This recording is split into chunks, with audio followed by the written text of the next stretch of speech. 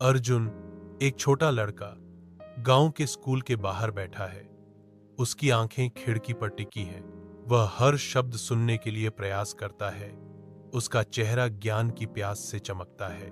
यह पाठ भीतर खुलता है, अदृश्य, लेकिन अर्जुन के मन में स्पष्ट रूप से कल्पना की गई है।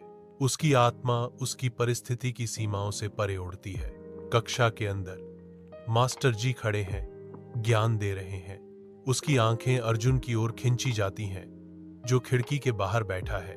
अर्जुन बैठा है, उसका ध्यान अविचलित है, अध्ययन में खोया हुआ। मास्टर जी अर्जुन को देखते हैं। उनके भीतर एक शांत प्रशंसा बढ़ रही है।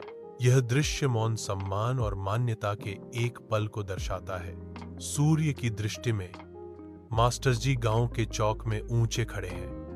उनकी आवाज दृढ़ता से गूंज रही है। अर्जुन में ज्ञान की अद्भुत प्यास है।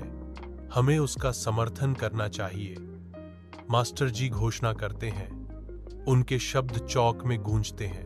गांव वाला एक चिंता से माथा सिकोड़ते हुए एक सवाल पूछता है, हम क्या कर सकते हैं मास्टर जी? मास्टर जी एक समाधान सुझाते हैं। उनकी आवाज आशा से भरी हुई है।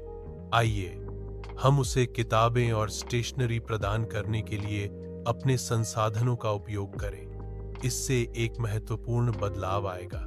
ग्रामीण दो खड़ा होता है। उसकी आंखों में एक दृढ़ चमक के साथ वह घोषणा करता है, सहमत। हम सब अर्जुन की शिक्षा में योगदान देंगे। अर्जुन अपनी नई किताबों के बीच बैठा है। उसका चेहरा एक बड़ी आशावादी मुस्कान से जगमगा रहा है। आंखें पन्नों पर टिकी हुई हैं। वह शब्दों की दुनिया में खोया हुआ है, उत्सुकता से हर विवरण को आत्मसात कर रहा है। उसका ध्यान केंद्रित होता है। एक शांत दृढ़ संकल्प उस पर छा जाता है, क्योंकि वह अपनी आकांक्षाओं के प्रति प्रतिबद्ध होता है। उससे उद्देश्य की भावना झलकती है। कमरा उन सपनों के वादे से भरा है जो साकार होने वाले हैं। अर्जुन, अब एक उच्च पदस्थ अधिकारी, अपने गांव लौटता है। उसकी उपलब्धियों का भार उसके दृढ़ भाव में स्पष्ट है। वह गांव के बच्चों के उत्सुक चेहरों के सामने खड़ा है, जो उन्हें ज्ञान का उपहार देने के लिए तैयार है, उनके भविष्य के लिए आशा की किरण। अर्जुन ने एक दयालु मुस्कान के साथ घोषणा की, शिक्षा सबसे बड़ा धन है। बच्चे, उनकी आंखें नई आशा से चमकती हुई स्कूल की ओर उमड़ते हैं। उनकी हंसी गांव में गूंजती है। विद्यालय के द्वार खुले,